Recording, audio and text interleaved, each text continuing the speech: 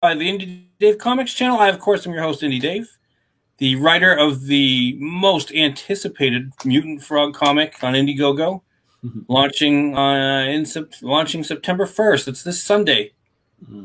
And I'm here with Mr. Gilly Deltrez. Indie Dave, thanks for having me, man. Awesome. Yeah. Pleasure to be here. No problem. We had you on when you were pushing Pistolera. Yes. And I got my copy and I loved it. It was I love Westerns, so it was a really good book. And I was telling you offline that the only thing that I wish is it could have been longer. it was really good. I'm glad, yeah. All right. So tell us what do you got going on right now? So after getting Pistolera out of the way, Lair out of the way, those are pretty niche kind of genres. You got horror, Western. I had to go back into something more passion, more fun, really, man. Just to be honest, just the way that things are going on in comics and like, Star Wars drama, and just like they're changing this, they're changing that. I'm like, man, you know what? I want to do something that's going to be kind of like what I remember fun growing up as a kid and keeping the vision of that and not compromising it according to the fandom or according to whatever's going on, just to make something fun. And that's where Galactic Rodents of Mayhem literally like just started formulating. And I have the artist who did Lair, Sebastian Navis. I'm like, dude, we got to do something fun. And I'm thinking something like Teenage Mutant Ninja Turtles, but like with a Star Wars, vibe. Literally how I told him. And then we're like trying to picture the, like totally anthropomorphic. And I'm like, we need the animal. What's going to be the animal? And we're, he literally from right off the jump, he said capybaras. And I'm like, what? Like what? Like I don't know. Hey Dave, if you knew what a capybara was right now, awesome. I had no clue what a capybara was. Until I actually knew what a capybara was. It's like a giant guinea pig. It's a freaking a freaking. I think it's the largest rodent species. It actually is the largest rodent species. I had no clue about them. This is how he sold me on it. He's like, they're the most chill animals. That's literally what he said. He said they get along with everybody. I'm like, come on, dude, really? He's like, yeah. He's like, did he show you pictures of them like laying next to alligators and stuff? He showed me that one, and not only that, he didn't even show me that one. That one he did show me because that's how he started it off. But then when I went on Google and I just saw the plethora of images out there, I was charmed, dude. I was instantly charmed, and that I'm like, yes, it wouldn't work if it wasn't capybaras. And he liked the title Rodents of Mayhem. I'm like, it's missing something. I'm like, let's go Galactic on this one. Galactic Rodents of Mayhem. And it just had that name that, you remember from like the 90s, There's so many of them. And there's a lot that from Mars. Yeah. That's it. And there's a lot that slipped under my radar. Biker Mice of Mars was one of them because I didn't even know about Biker Mice of Mars. I was a turtle kid, dude. It was just turtles or bust. And Bucky O'Hare. Yeah, I don't think I ever watched that. I was aware of it, but I don't think I ever saw Biker Mice one. Yeah. I was a big Ninja Turtle guy. Dude, that was it. You couldn't steer me away from the Ninja Turtles. Everything else was just like, it just didn't exist to me. But interestingly enough, once I was promoting, or teasing out some images of Grom, Galactic Rodents of Mayhem, some people were like, oh, this has like a Biker Mice of Mars thing. And I just instantly, I Googled that. I'm like, where the hell was I where this thing slipped my radar? Because it looked freaking cool. I'm like, this is kind of cool. Although, again, because, capybaras are capybaras. They're cool. They're mellow. They're chill. That's the edge they have over mice, and nobody's touched them. Nobody's done anything with capybaras. Exactly. And for me, I think the magic is that they're capybaras, and a lot of what makes them unique is what gave me the feel for the script. And like I said, the characters started coming alive, the names, Bash, Ripple, Mona Lisa, everything was just in my brain, just populating. And I'm like, okay, this is going to become something special. And it would have never existed if it wasn't capybaras. I'm telling you, it couldn't be lizards. It couldn't be anything. It had to be capybaras. You know what I'm saying? It just had to be. And then from there, the magic took off. And we got a theme song. We're like running away with it. And like a lot of what you were saying off air about how you kind of envision something to be a certain amount of pages, we wanted Galactic Runners of Mayhem to be like 40 pages. And I was thinking 40, 48, and just wrap it up. And if we can continue. But dude, the way everything was coming together and the story was just getting bigger and everything was, dotting the T's, dotting the I's, crossing the T's, whatnot. It was like, okay, I couldn't rush it. I'm like, okay, I'm just going to write it organically. And when I get that closure point, boom. And that happened at 104 pages. And it ends where if nothing ever comes of Grom, it'll be great. But I leave it where we could continue, kind of like how Pistoleta kind of ends, and Lair kind of ends. Like you could keep on going just to see how it goes. That's cool. Hey, we got full chat today. Let's see. Nice. I'll say hi to Tank Ferret Art, and let's see the Ryan Cardinal and Captain F Head Square Go. Nice. I try to keep the chat G-rated, but Captain F Head mess it up all the time. Yeah, just with his own name too, right? It's just his name, but he's cool. I like him already. He's done some good fan art for Oddity, so he's a good guy. We like Captain F Head. Nice. That's a good idea. The fan art. I never even thought about that angle. I'll tell you what's good about the fan art. Yeah. Like I said, F Head does some fan art. Mm-hmm. What's good about the fan art is one, it's great to interact with the fans and to share them and to share their stuff. But it's just good promotion because basically they're sharing our campaign. And I mean, Captain F, he's a part of the campaign now because true that. We're doing the contest where the best fan art gets a free book. Yeah, so, that's actually pretty neat. Yeah, that gets everybody in. Yeah, heck yeah. And Sweens and I have also been talking. We're gonna look at all the fan art and see if there's if we get to the point where we're doing trading cards. We do one of the fans gets a trading card. That would be cool too. Trading cards, I think, are so awesome. I remember trading cards back. Growing up again as a kid, all this goodness happens like when we were a kid, right? And oh my God, I remember those Marvel cards. Yeah, I was in high school collecting those. One of these days, I'm gonna find an unopened box on like Amazon or something, and I'm just gonna open every package on as a YouTube video. I'll play some like porn music in the background. That's all slow motion. That'd be a good. I bet you surprise yourself with what you have. They'd be like, "What? I got this." I've got a few. I got a book somewhere that's got my last one. I used to have a lot more, but I found one book that's got a bunch in it.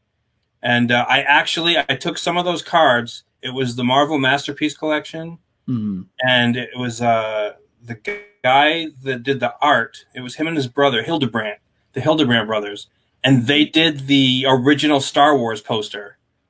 Like the original one from New Hope, the one that you always see with him holding the lightsaber up, and she's that's iconic, dude. That's iconic as it gets. Yeah, so he was he did all of them. Him and his brother did all of the Marvel cards for that series. Sheesh. And I saw that he was going to be at a convention in Jersey, and I brought some. And he would only sign 6 cards, so I picked 6 cards and got him to sign 6 trading cards.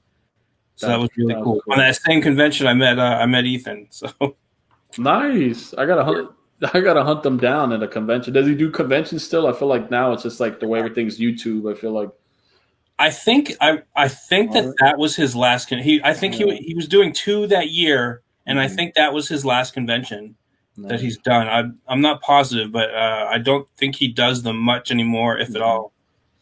I did my first convention. What was it, Tampa, just last month, and the con experience is amazing as an exhibitor. Really? Yeah, that was the first time I just got out there. It took years. I went as a fan, of course, but as an actual exhibitor, have your table, and I made some good connections there. I met Jim Lawson. He does some been doing Teenage Mutant Ninja Turtle work for a long time. I also met Jerkmonger, Elliot Fernandez. Which was pretty cool, and I'm looking forward to his new book, Doom Kicker, with Doug TenNaples. So it's great energy there. So for me, it's something I want to do more of, and hopefully I can, and hopefully Grom could open the pathway to that, because a lot of people, I don't have the book to show, but I had like these little 8x10, little pictures or little posters or whatnot. and people were just, oh my god, look at that! Oh my god, Galactic Runs, man! It was just like it was creating buzz. I'm like, man, I need to have a finished book and hit the con scene with that because it'll be great. I think I lost you. Big ideas. Yeah, we haven't even launched yet. We've had all these big ideas, and one of them is I'd like to do a con at some point. And I think there's a big one in Cincinnati, which is close enough to both of us where we could both show up and get books signed by by both of us. That's a little in the future though. Yeah, no doubt. But you start planning it out. Yeah. All right. So let's see. I tried to play a video the other day. I'll try it again. It didn't end up working. I think my internet was slow, but let's try playing this crawl video. Okay. Let's see if that works.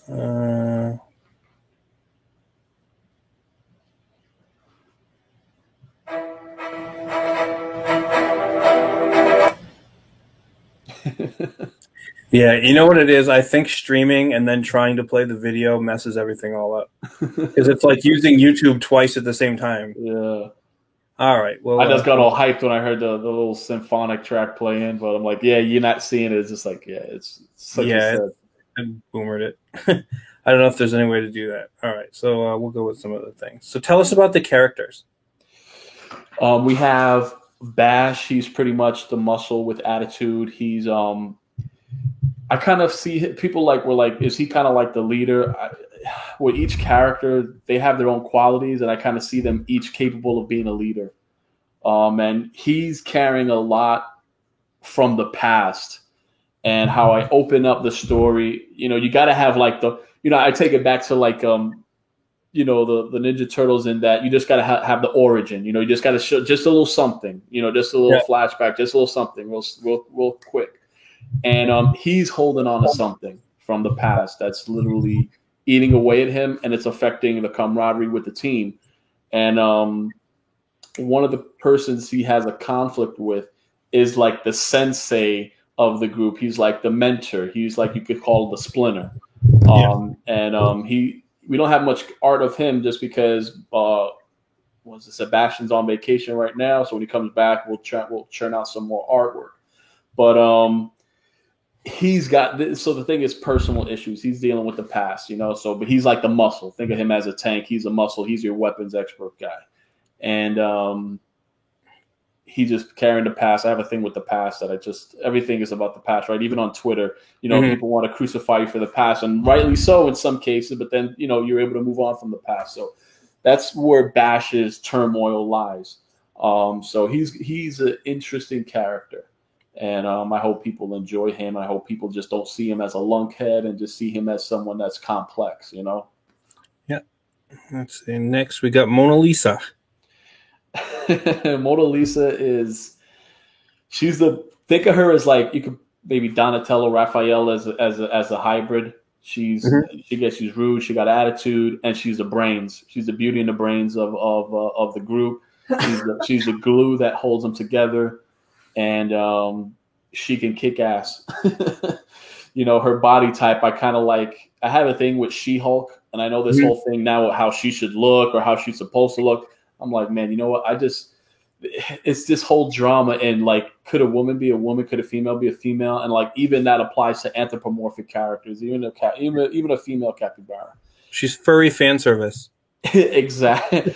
And she holds her own, she definitely holds her own. So I wanted to do a little bit of that, but just show that, hey, you know what? I know there's like the stereotype. There's a stereotype for everything. Oh, could a woman be pretty and smart at the same time? Like, there's so much stuff with that. Just like, you know what? She's going to be very special. I have a lot of love for Mona Lisa. She's rude, and she's intelligent, and she has no problems with getting her hands dirty in any kind of way. And, that's who she is in a nutshell. All right. You're starting to robot out on me. Were you able to hear me? Yeah, we got most of it. Okay, so when I robot out, do I just drone off like a droid? It's just like briefly for like a second at a time or something. Okay. I think we caught everything. Let's see. Next, we've got Ripple. Ripple's kind of like, he's a wild card, dude. He's mellow, as mellow as can be, but he's a wild card. He's your he's the ace up your sleeve. He's just the wild dude, but mellow. If that's even oxymoronic, I'm sorry, but he's very special. Dude, it's like he's a special dude. He wants to be a rock star. He's a pilot. He has that Digiblade that's kind of been it's like my Mass Effect little reference there, or even you could Star Wars if you want to say kind of like with lightsabers. I just had this thing with Digiblades, and that'll be something in the book. But he's a one man army.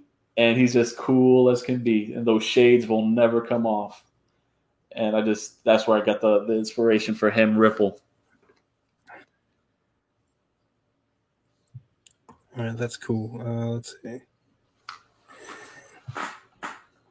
I like how the ship has kind of that capybara nose on the front.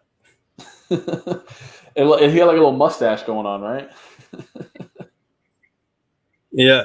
That's the genius of Sebastian, man. He made each one unique, man. He made each one unique. That was a good thing. Like each capybara is unique. Like they don't look the same. They're not like generic looking. They're special, you know? Yeah. And they made the ship a capybara too.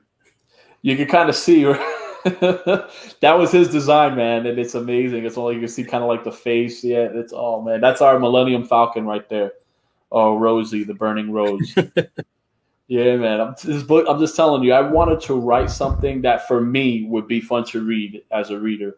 So I'm thinking about people that want to read something fun and interesting, and how I wrote out the book.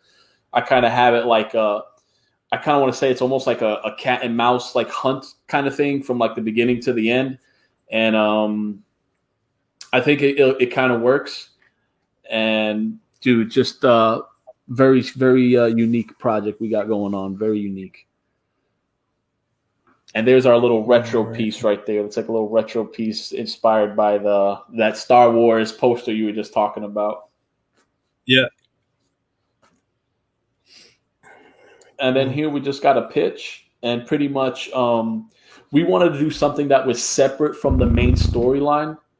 So these three pages here is literally just a little intro to the characters, into the universe, and it shows how they got their flagship. You know, it shows how that came about, and nothing at all dealing with the main storyline. So just like a little extra, little not filler material, but just something fun where we just want to introduce, just introduce the universe. I love the art here. The art is really good. We got a good team on this one, man. And imagine that art across 104 pages. Oh, yeah. So it's definitely going to be something special. I know it's a little bit text heavy. That's inspired by the Bronze Age. And since we had 3 pages, we're like, okay, we're going to fill in these 3 pages with details about the ship.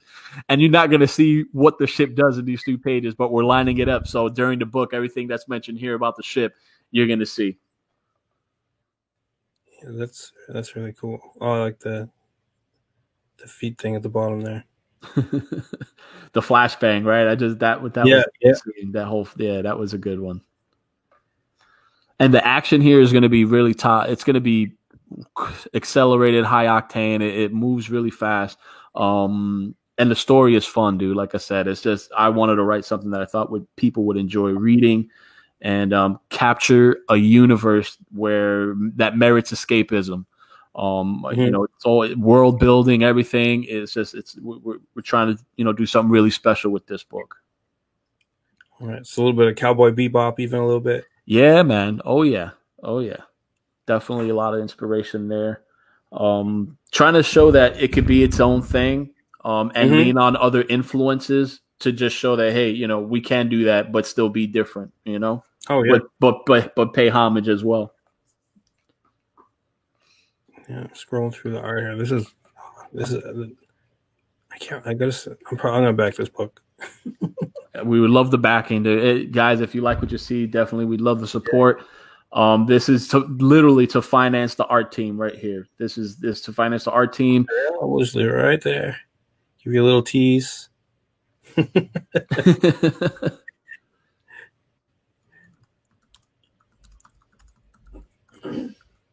No, this is great. I'm definitely,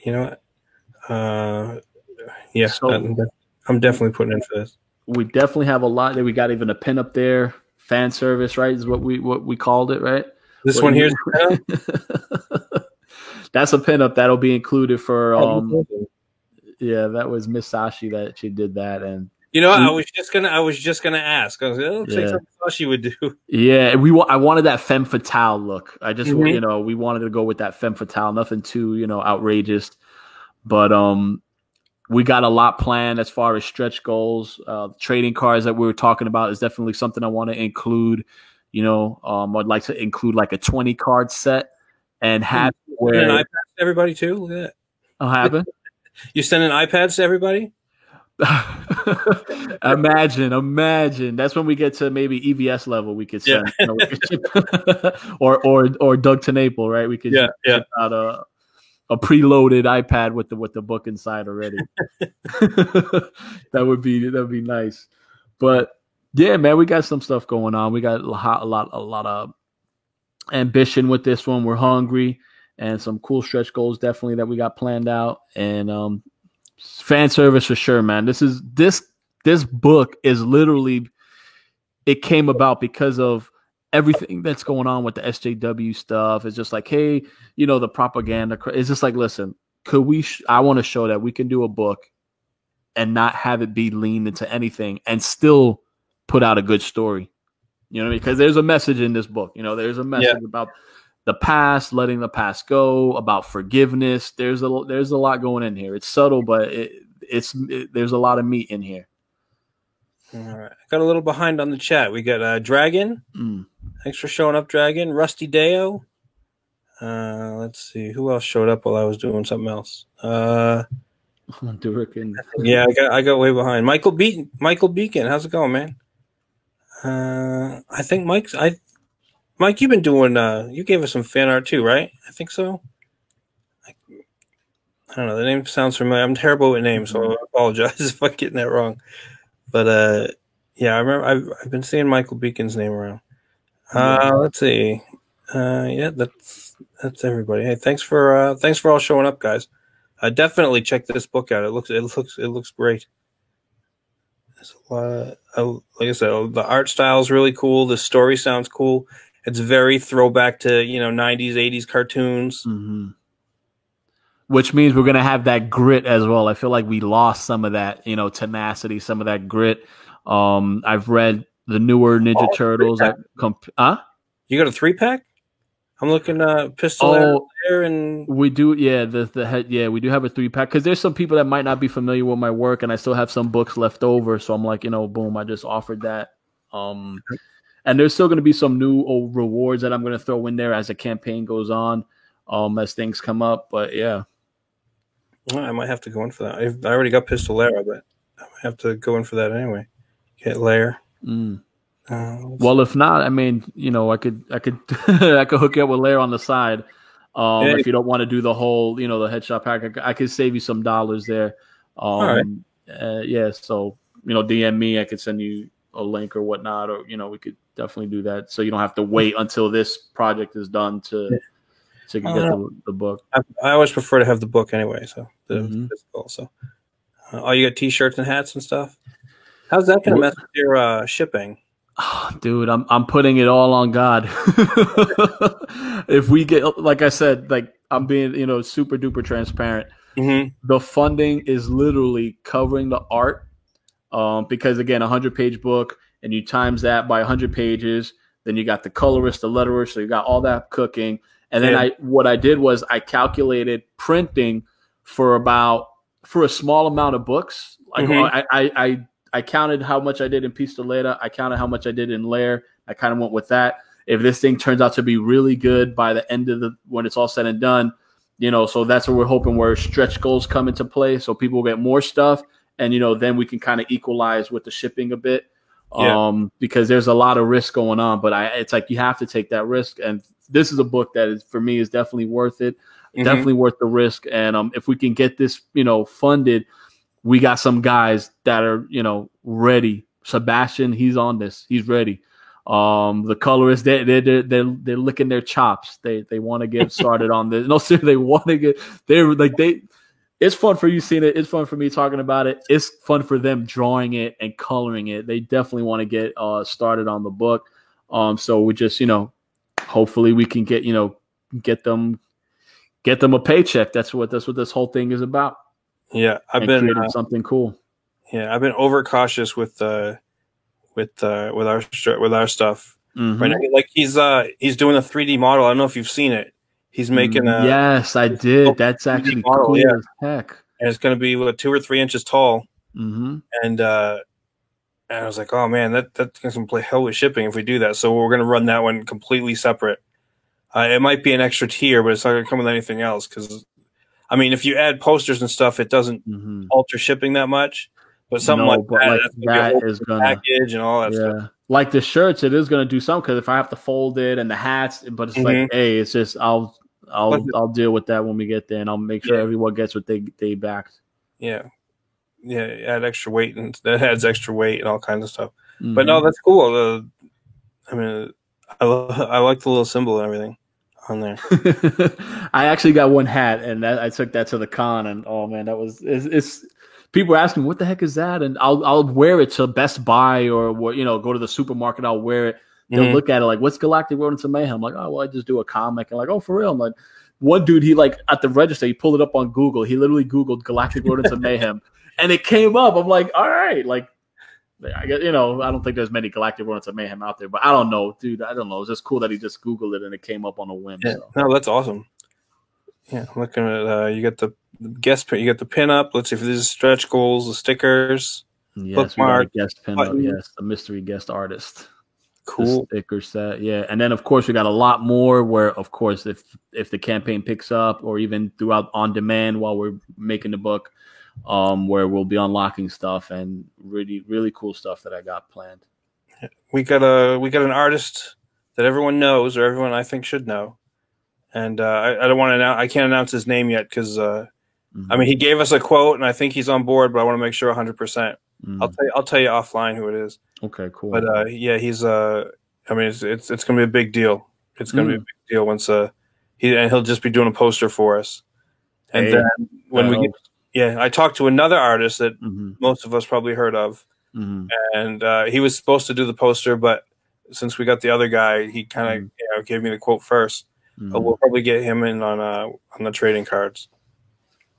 That's it, man. If you can get some good talent, I have someone for trading cards as well. I do have someone for the guest pinup that I'll hopefully, all that pans out. But we even got an ash can that we're trying to do. Hopefully we could finance. It'll be like a standalone retro ash can featuring a mission with Grom and like another surprise character or whatnot, or maybe even a new character that will be separate, like one of their missions before the actual volume takes place. And it's fun when you're thinking up all this stuff. You just, it takes a lot to put together and a lot of connections. There's a lot of networking that goes into this as well. Just how you got, the artist that you'll disclose later. But it's a grind, but it's worth it. And it's it's looking really good. I'm really going to keep my eye on this. And like I said, I'll be back. I probably won't back it tonight, but I'll definitely put some money down on this one. No worries. I put it up for 2 months. I like. Yeah, I think that's what we're going to do too. We're going to do the 60 days. Yeah, just man, you know what? It has its lows, it has its ups and downs, but at the same time, it's like you're serious about the product and you have a lot of time to get stuff cooking. And you get the $15,000 goal. You're at 18%, 2809. So, and you still got 51 days to make that. So everybody in the chat, pay attention and tweet this out when you see it. Make sure to back it if you can. Yeah, please. Like I said, share the link around. Let's see. We'll look at the tiers here. I know you got to get going. Let's see. You got the collector edition. What's that come with? That's just the book and the pinup. What's the MP3? It comes with an MP3. It's going to come with an MP3 of the soundtrack of our awesome 80s, 90s power anthem. So you'll get that included along with Sashi's pinup, 11 by 17. It's going to be beautiful. And then you have the collector's edition. Then you have the over 100 page graphic novel. And this is going to be big. It's going to be 8.5 no, I want to say 9.5 by 11.5. So the pages are going to be really big. It's going to be really big. And to try to get that whole, that deep space vibe, that galactic feel, just to really immerse the readers into this experience. So it's going to be a lot of panel space in this one. It's going to be really take you guys away. Cool. All right. Digital edition for $15. Mm-hmm. All right. And then we got just the book, 25. Let's see. All books will be signed as well. I'm be signing every book. Every book. Wow. Yeah, just get that carpal tunnel syndrome. Yeah. All right. You can get the 2 books. One for you, one for a friend, or for eBay later. Yeah. It becomes super popular. Let's see. We got the Headshot comic pack, and that comes with all the 3 books. Mm-hmm. Let's see. And then we got the premium edition again. That's coming with the T-shirt and the pin-up and the MP3. Mm-hmm. It's $90. The team edition comes with the hat and everything else, along with the T-shirt. $140.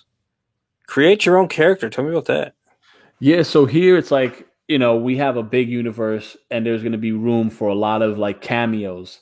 So if you have a certain type of anthro character you wanted to create, let's just say it was a bunny with her hair tied up in a pigtail, but it's her 2 ears or something like that.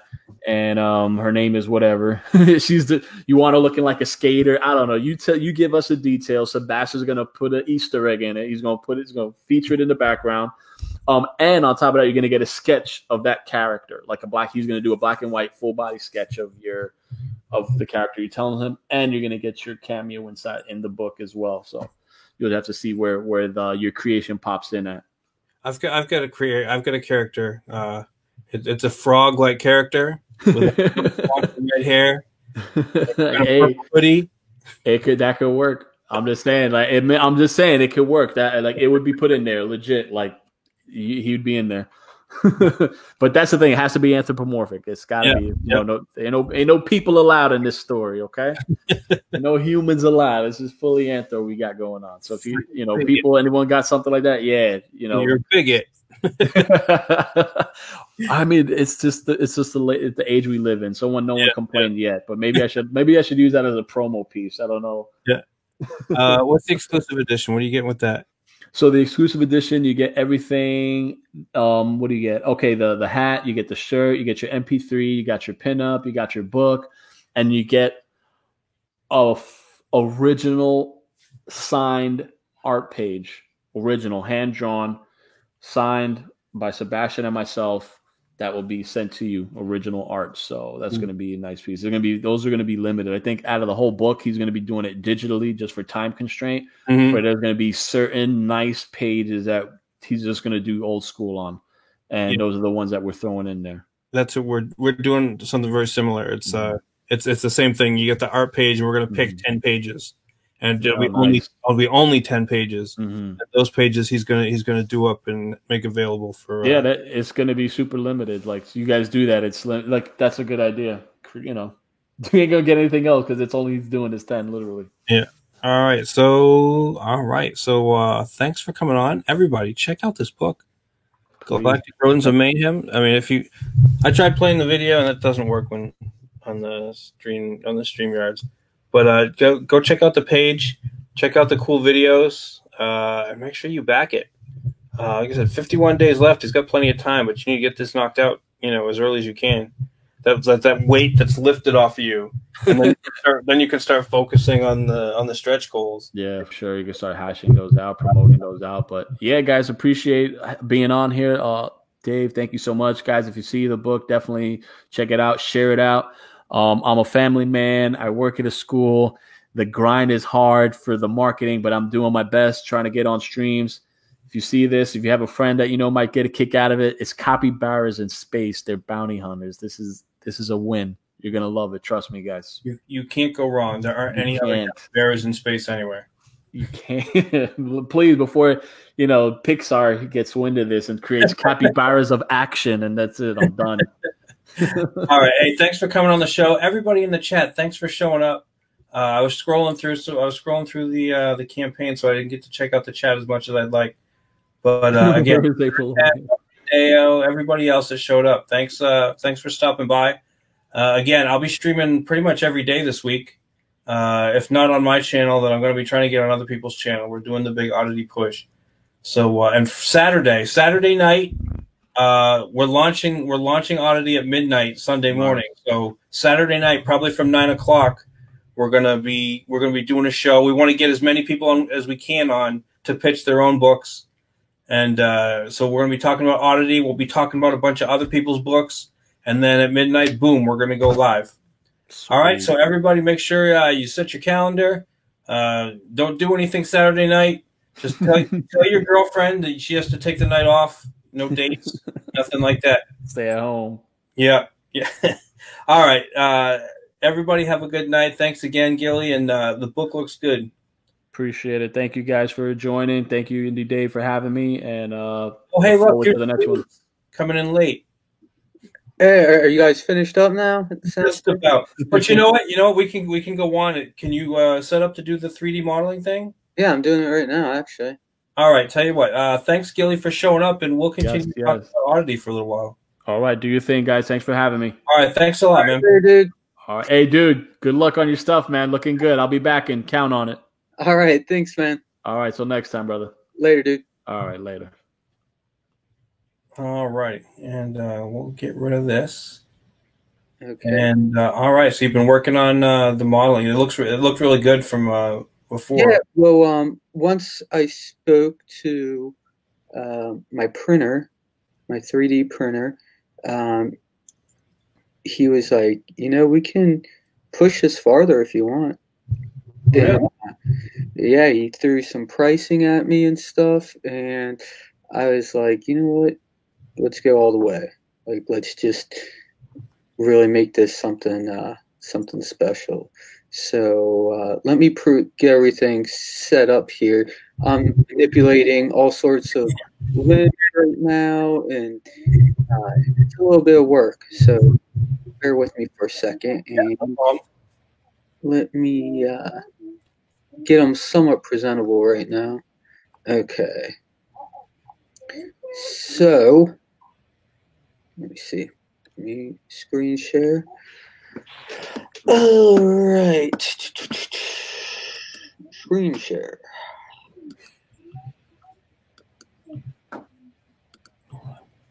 Okay. And do you see it? Hold on a second. I was gonna start retweeting. No, I don't see anything. You gotta. Oh, here we go. Okay. Let me get rid of this one here, and let me bring you up. There you go. All right. So, what we have here is we expanded or put a lot more detail into the base. So the base is going to be like this rocky. It's just started. It's going to be rocky and have moss and algae and stuff all over it. We're messing with his pose, so his legs are going to be more sprawled out. I'm going to do a little work on the face and stuff. And then we're going to add this dude in there. So we're going to have his tongue actually whipping out. Oh, wow. And around his head. And there'll be a lot more detail going into that. All the blue veins and spit and stuff like that will be on there. And yeah, so that's where we're taking it. And then it will have, if you can see, down here will be all these separate pieces that will snap in together to make one base, and then it will fit on top of the original base with Oddity across the bottom. So it will be a little more of a scenic sculpture. Mm-hmm. And yeah, the guy I'm working with right now, super awesome. I hit him up at 3:30 in the morning last night.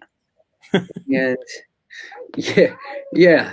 And then we just started spitballing off each other. And now the concern for me is this is like a kind of plastic, right? Yeah, it's a plastic. All right. Are we worried about that tongue possibly snapping off during shipping? No. What this tongue will do is actually snap. It'll be a separate piece, so it'll snap right Pop like the whole mouth or whatever.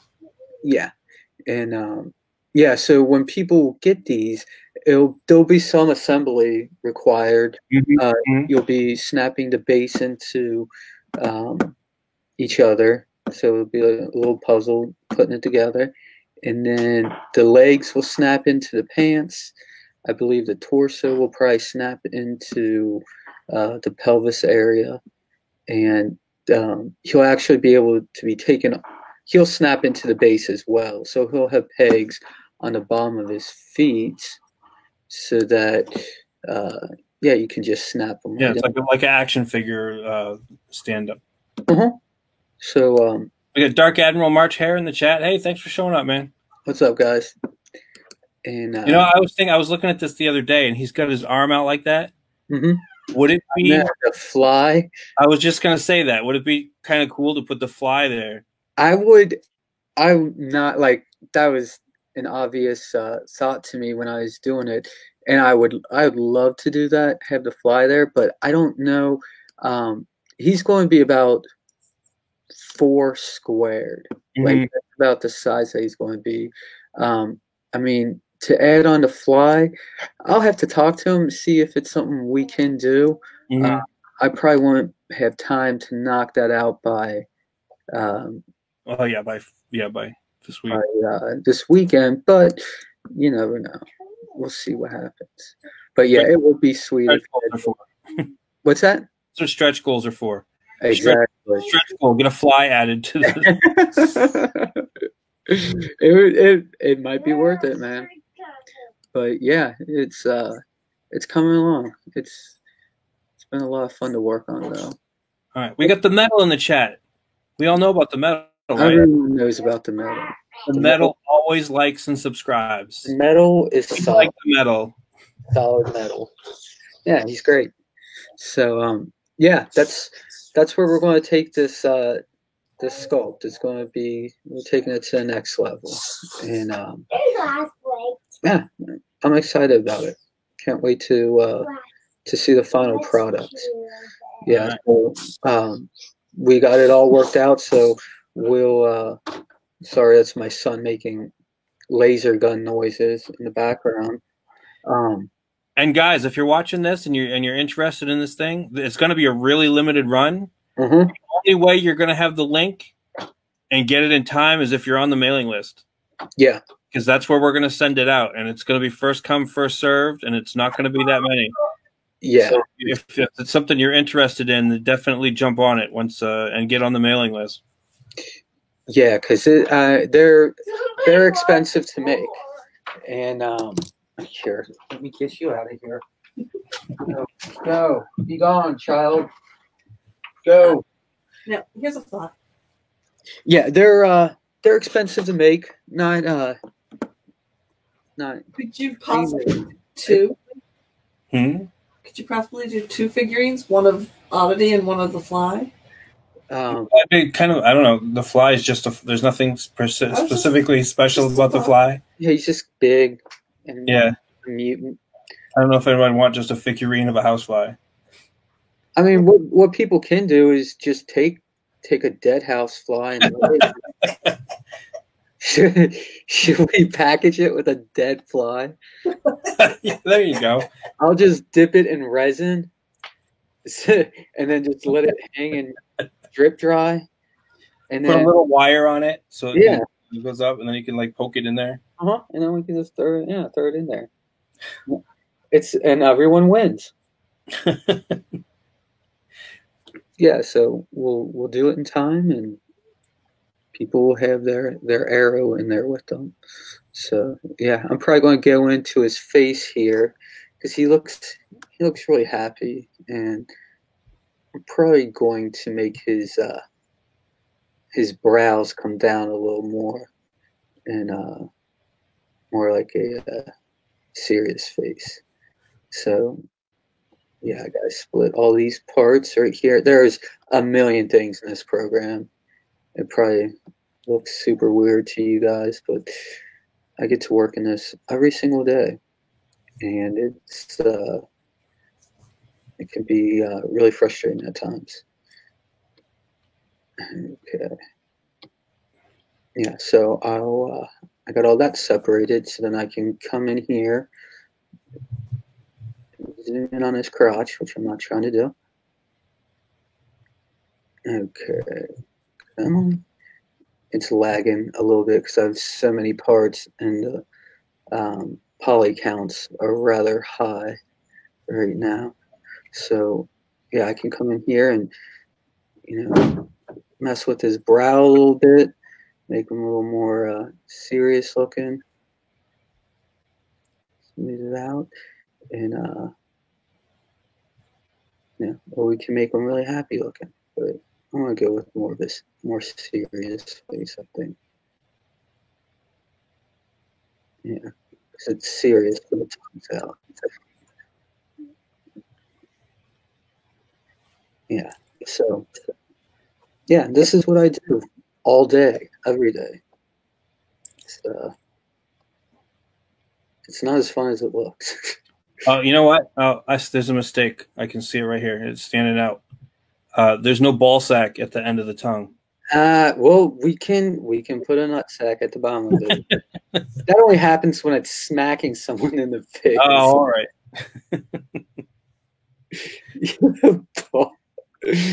Yeah, it was at the end of the trailer. I made sure for like the scare sequence at the end, that was that picture of the balls just smashing the guy in the face.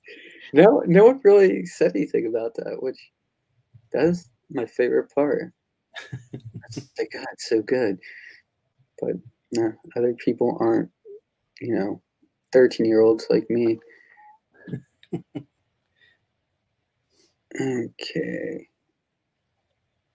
I can't complain. We got 6 watching and 8 likes. It's got to be some kind of record for me. I don't know how people can enjoy watching this stuff, but yeah. Once it's finished, though, it's going to be pretty sweet. I'm pumped for it. Especially if you plan on getting it or you've seen it. People like to see the kind of behind the scenes stuff. Oh yeah, like the artist suffering and hating it and going through all that. Yeah, all the emotions. Yeah, I was talking to Rob last week.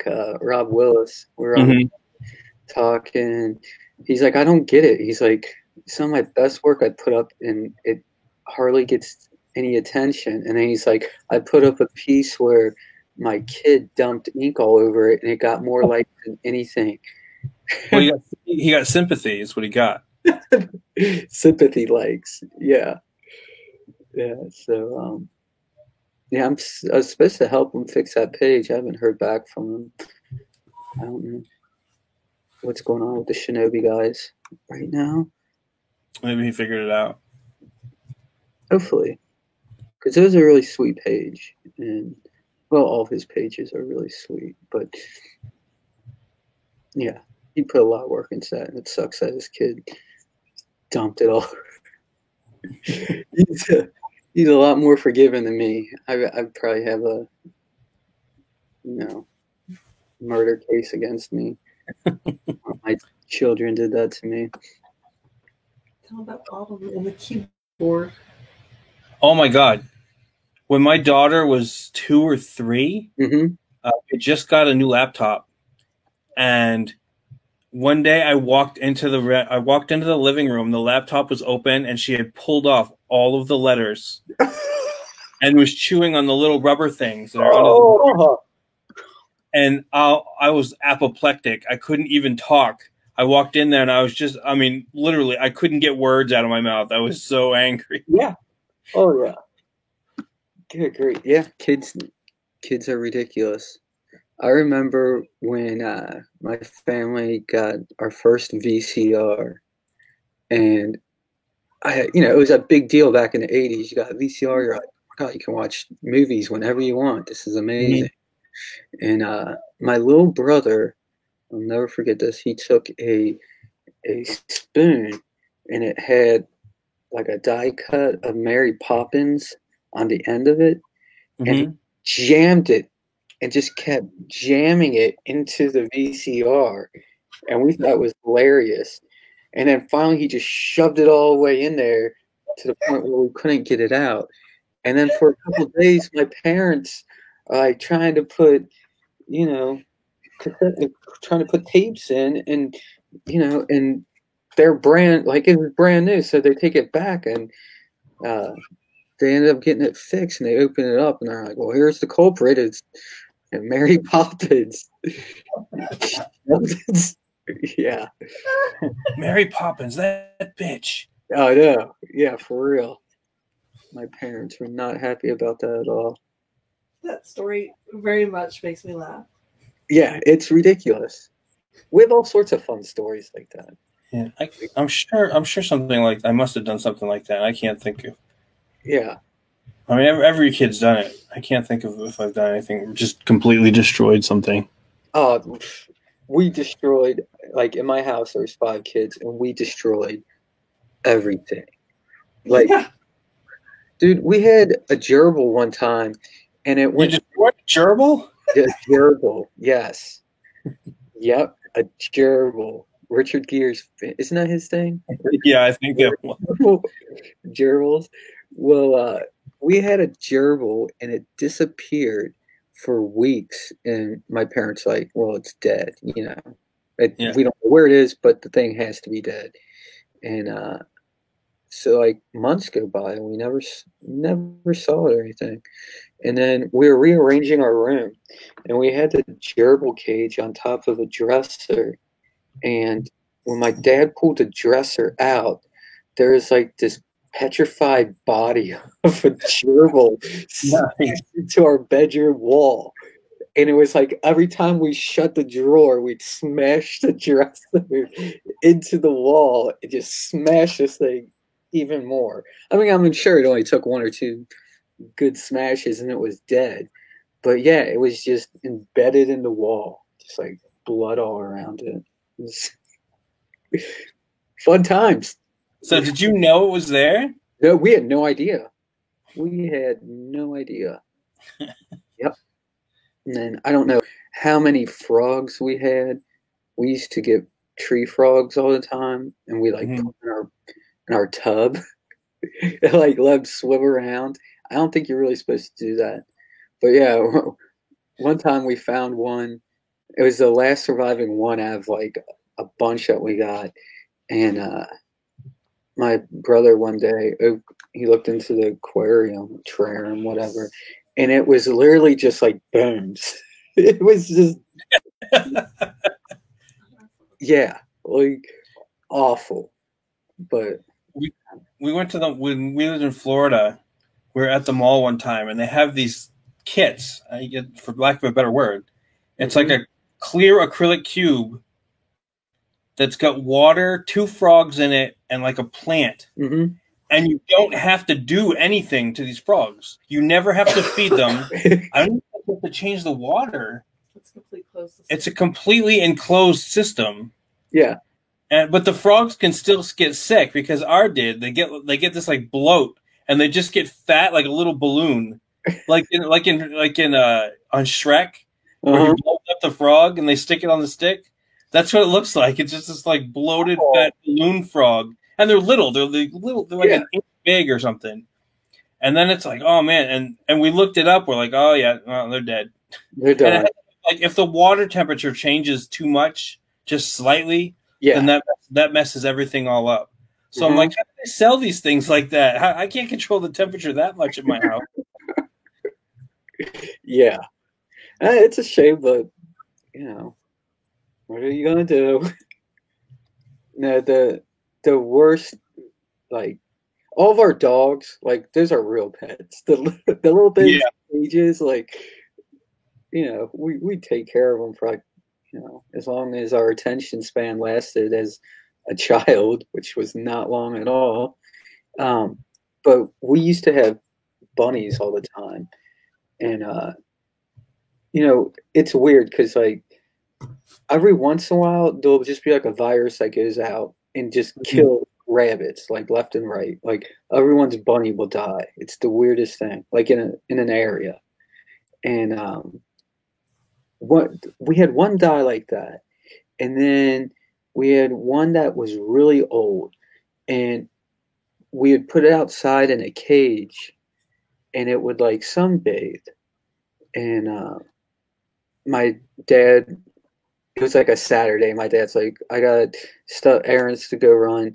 In like a half hour, move the bunny because the sun, he'll be directly in the sun. We don't want that. I was like, okay, I'll get it. And I forgot, like, just completely forgot about it. And then as soon as I remembered, I go outside. This is so bad. I go outside and I find its name was Pinigo. It was supposed to be Pinochle, but my sister couldn't pronounce it, and she was like a kid and called it Pinigo.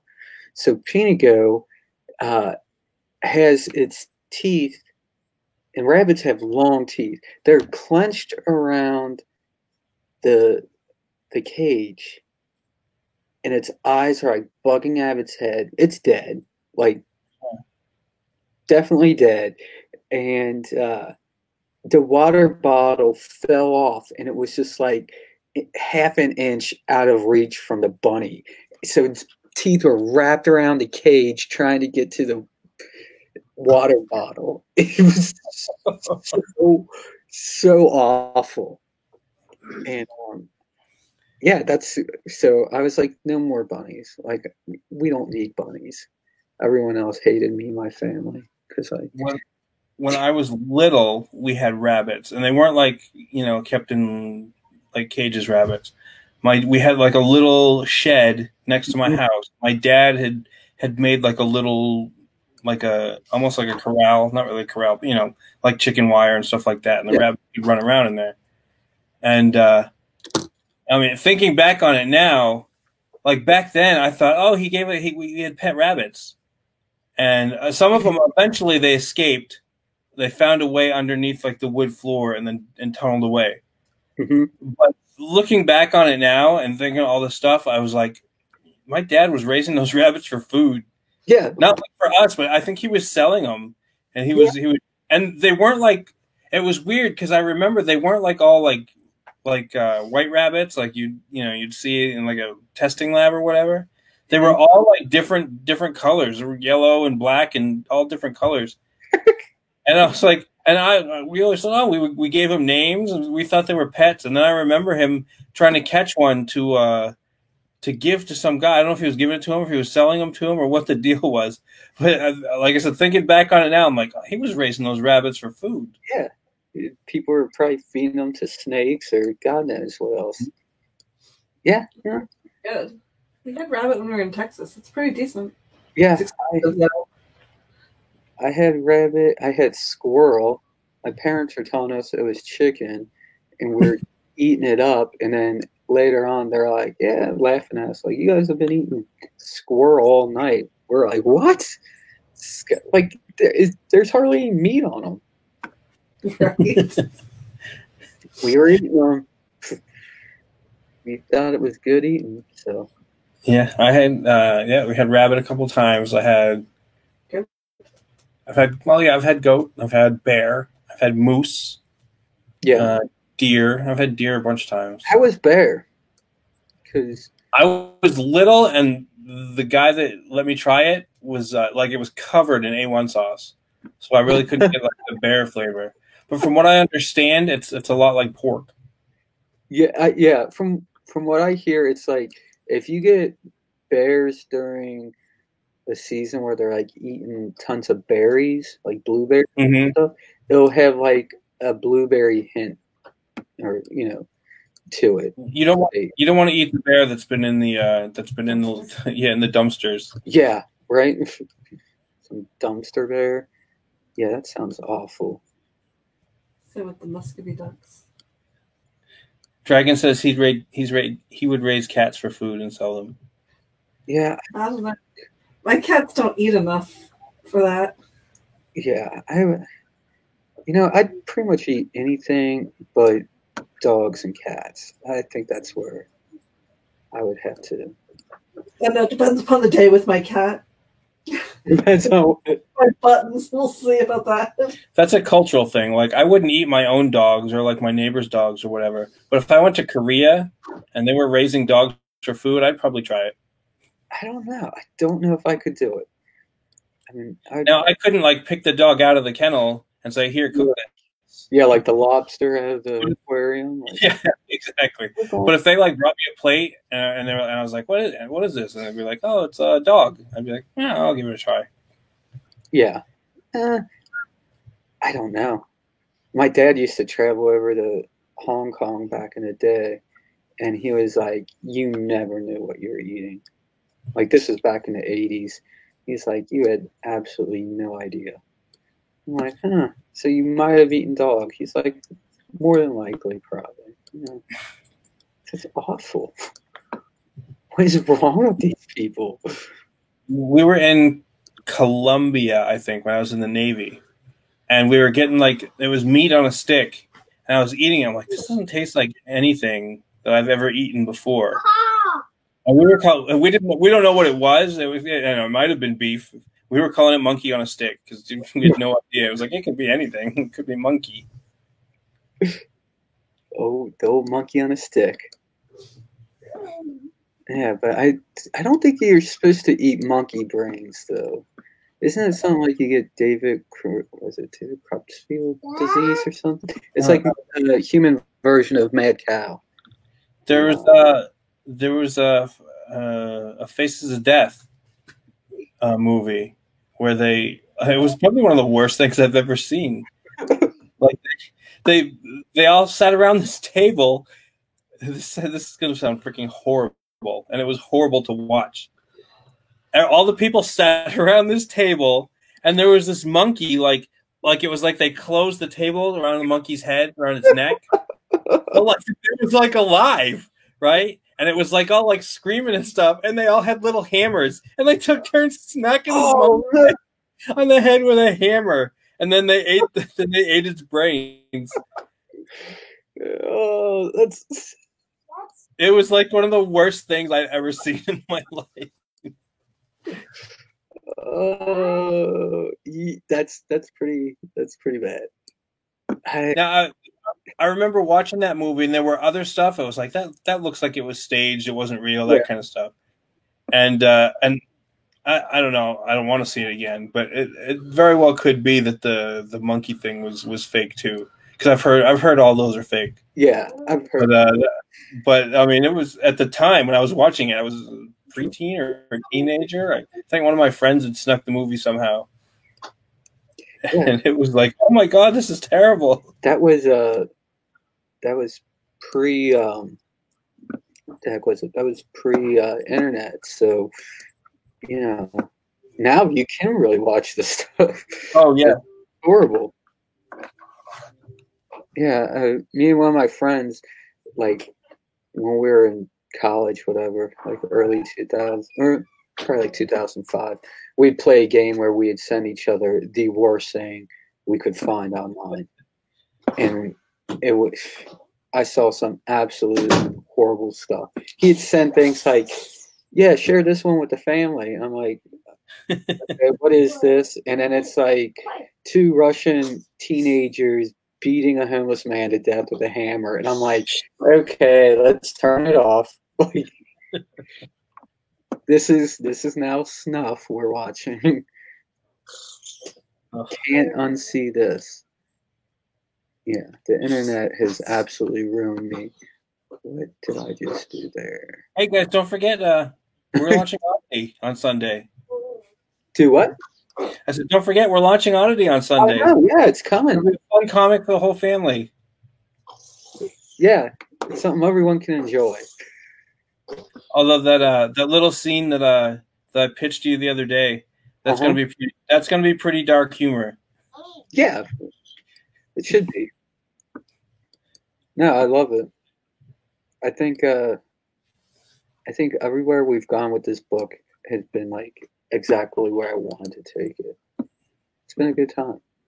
Yeah, you said you had some ideas for this little fight scene coming up. Yeah. I got for that, I wasn't sure where to take it from where I was, so I'll let you handle most of that. Mhm. There are like certain things, like there are certain points I think I want you to hit, but other than that, just do your thing for that. Sure.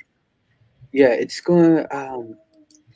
One thing I'm going to use is if you remember, like back in the Spider-Man books. I don't know if they still do or not because I haven't been up to date on any of those books lately. But they have like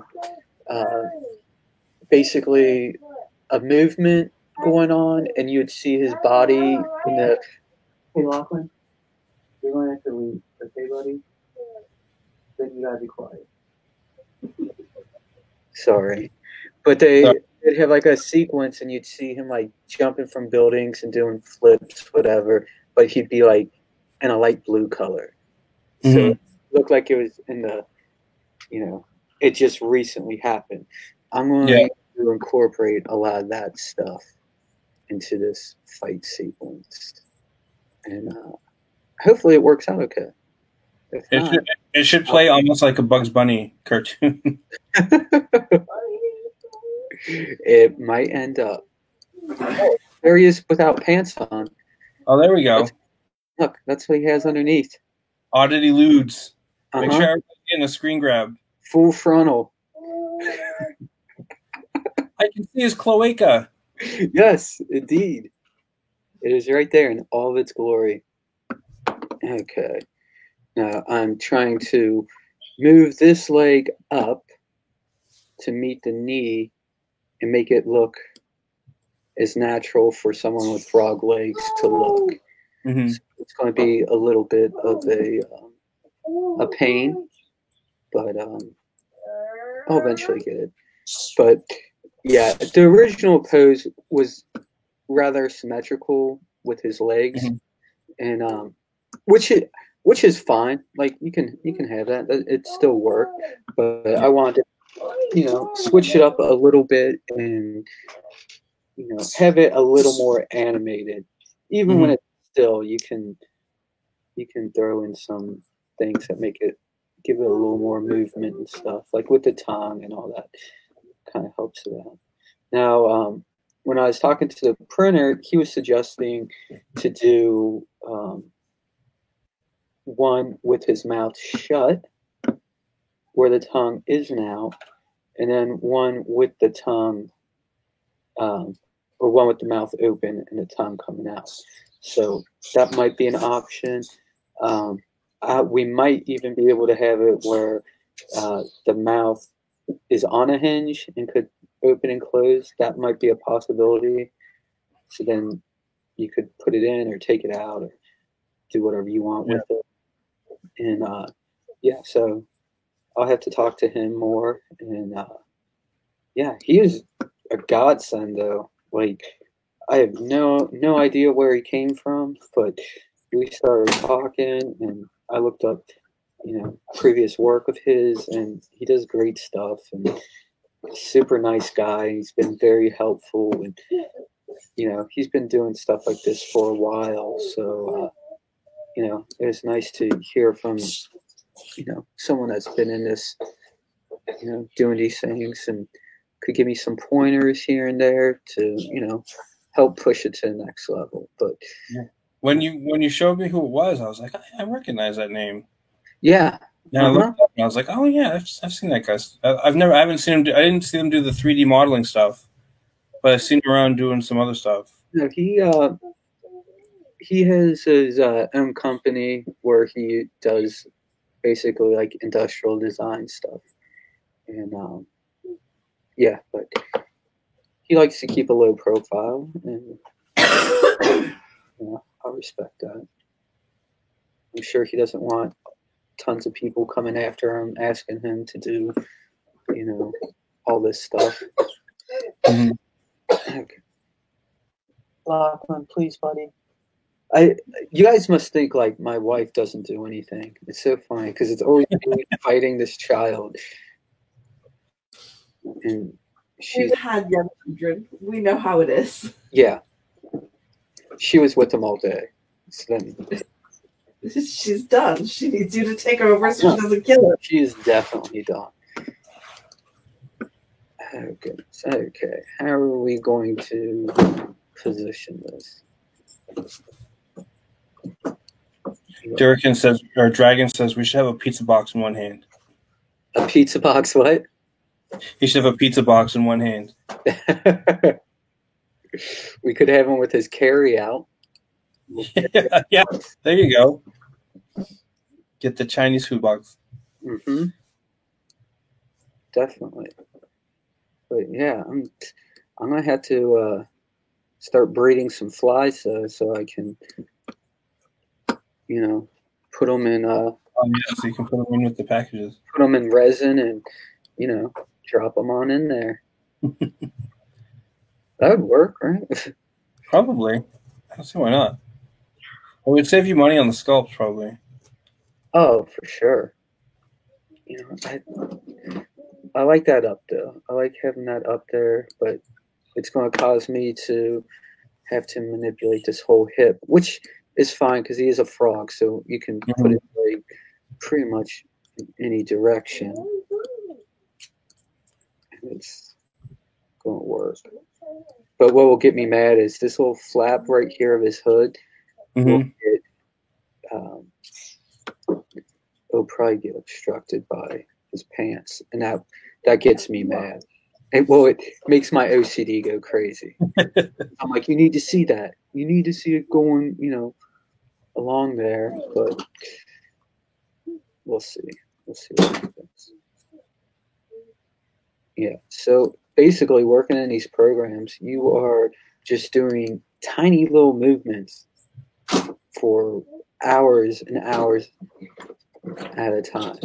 Right there, I'm masking this, so when I go to rotate this, nothing will move but this area here. So I go to my rotate tool, put it where I want it to rotate at, and then boom, see, we can take it all the way up. Something like that. Let's see how that looks from the front. So go over here.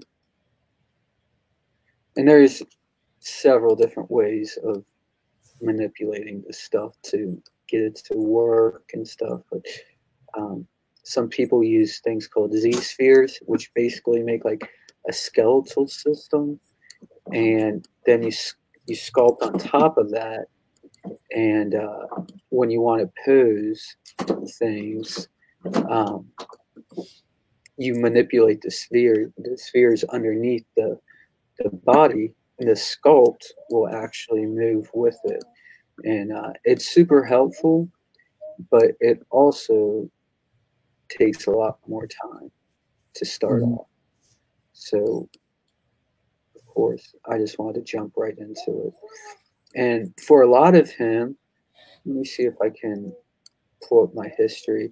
When I first started him, I used a anime woman's body that I did at work for how far back does it go? No. If you look in these, you can see the heels. He's got high heels on. Yeah, because she has heels on. But yeah, that's I took that and just used it as basically a template, and elongated things, add muscle in certain areas, and try to make it work. Which actually, pretty much everyone that does digital sculpting does.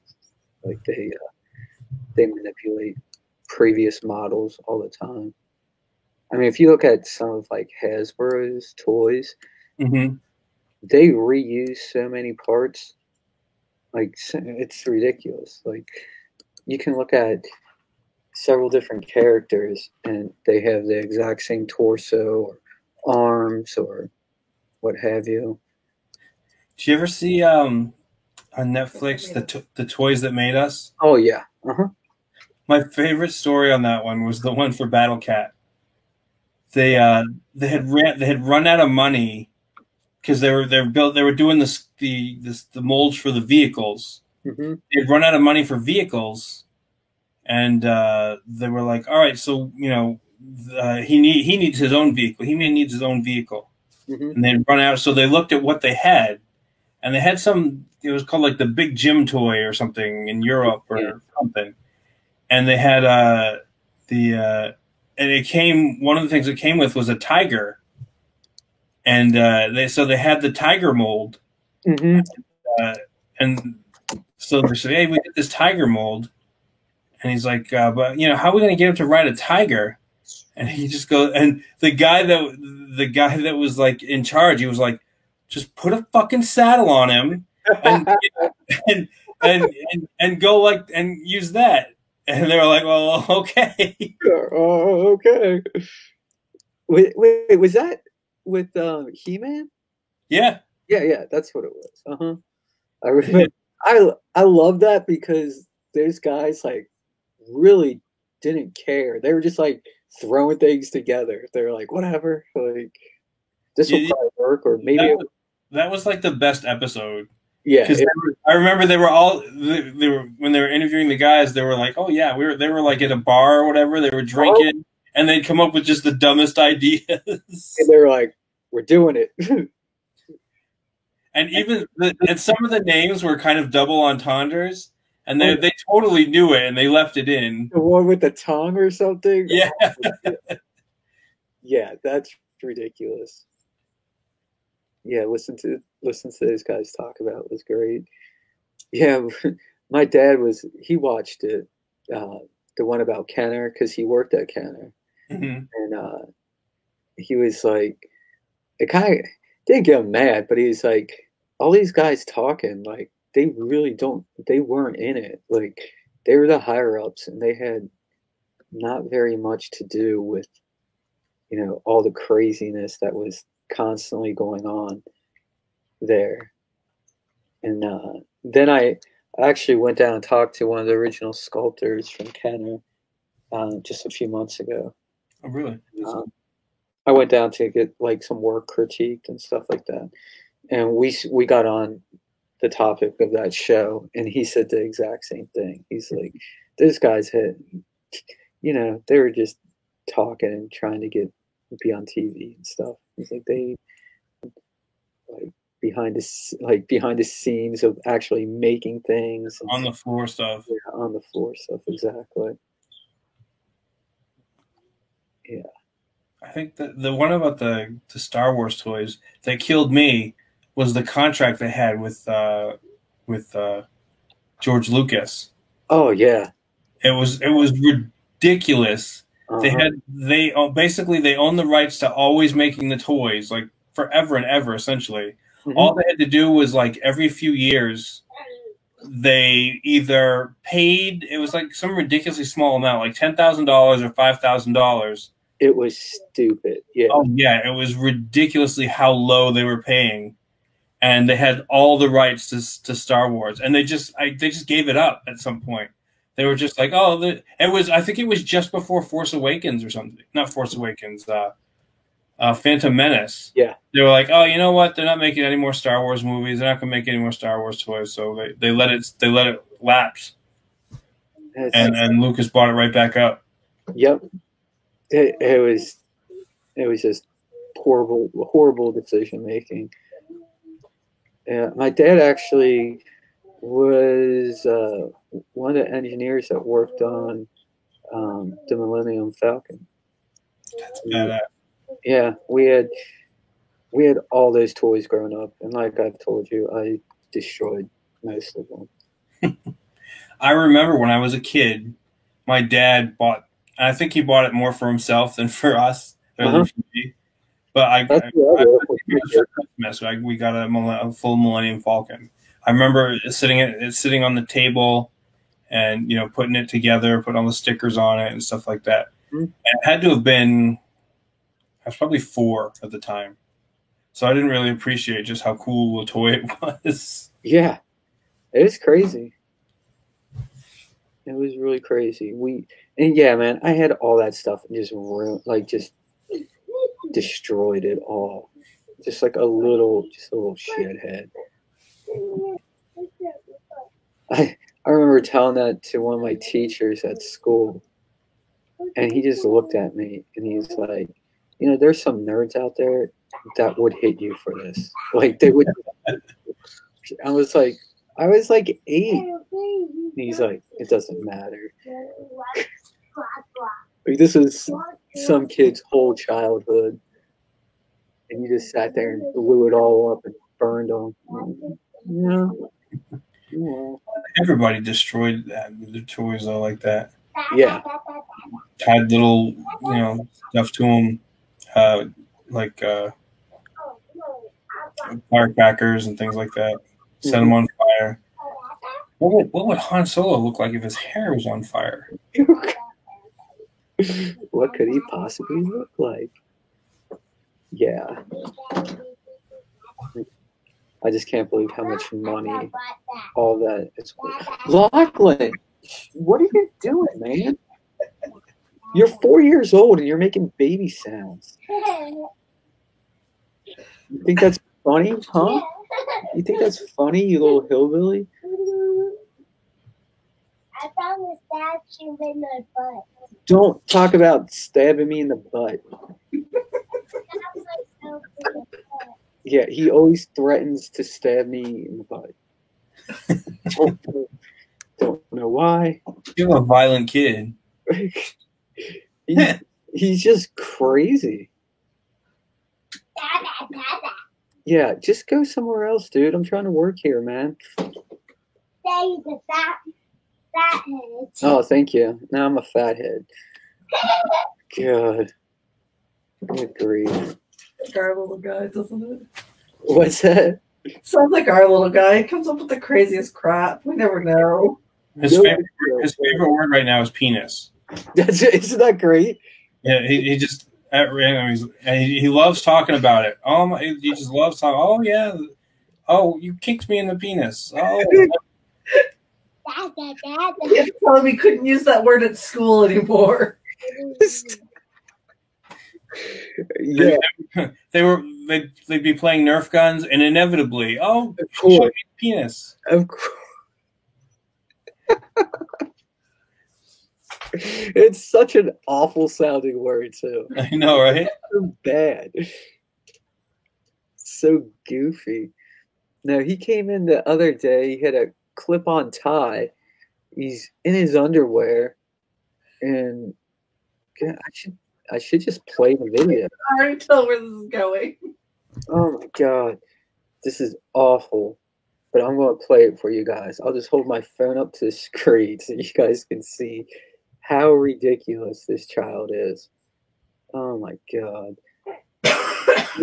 Awful video of you, child. Okay. Yeah, I sent this to one of my friends at work, and he's like, yeah, that's standard issue boy stuff right there. I'm like, what? Okay, Lachlan. I'll play it for him, okay? No, get away from me. No, stop, okay? Don't choke me. Okay, get off me. Okay, can you see this? Yeah. There it is. Okay. Yeah. Lachlan, stop. What's wrong with you? What's wrong with you? What are you doing? Why are you doing this? What is that? A pig reader. Stop it. Stop. I'm glad I'm not monetized. Yeah. You know what's really funny? Our Big all the time. Pig reader. Stop, okay? Dude, it's 10:30. Why are you awake? Go up and bother your mother, okay? Good grief. I'm trying to get some stuff finished here, man. Yeah, every day. Every time I'm working, he's here. Just okay, Lachlan. Okay, you're a little wild up. Okay. All right, guys. I'm gonna have to get this kid to bed before I become an abusive father. I'm gonna have to end the stream anyway before somebody calls the FBI. So Yeah, right. Yeah, after a video of a little boy singing about a giant wiener. all right. Hey, thanks everybody in the chat for showing up. We'll go ahead and close out. Oddity is launching on midnight on Sunday. Mm-hmm. We're going to do a stream here. We're going to do a launch stream, probably start around 9 o'clock. We're going to show off a bunch of other people's books, talk about our book. Yep. And we're going to have a good time. All right. So, pay attention. Sign up for the mailing list. I'll probably try to stick it in the description here a little bit. And that's the only way you're going to get the little link to get that little figurine. All right. So everybody have a good night. Sweens, take care. We'll talk to you later. All right. Catch you guys later. Yeah, bye.